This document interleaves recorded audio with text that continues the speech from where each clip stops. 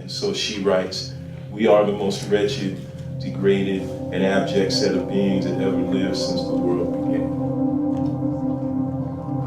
If we tarry with Dove's poem and its echo of Walker, dealing with its own problematic, we must become concerned with what it is to know one's own wretchedness. How does one come to regard oneself or one's group as the most wretched, degraded, and abject set of beings that ever lived since the world began? What does it mean that such a formulation is uttered from the point of view of its object? If I am so degraded, how can my word be taken for it? How would I ever have come to know and to think and to speak this degradation?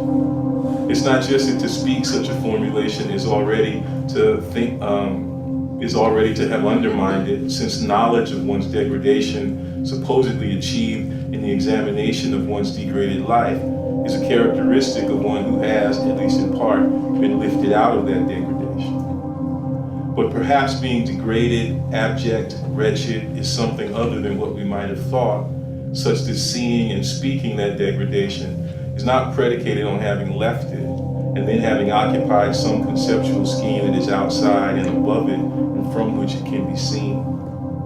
At the same time, perhaps this is a formulation about us in the righteousness of being against them that can only have emerged from or in the condition of never having learned to be with us. What is it to speak for us in speaking against us while appealing to us? Speaking against here is not simply saying, however truthfully, a brutal thing.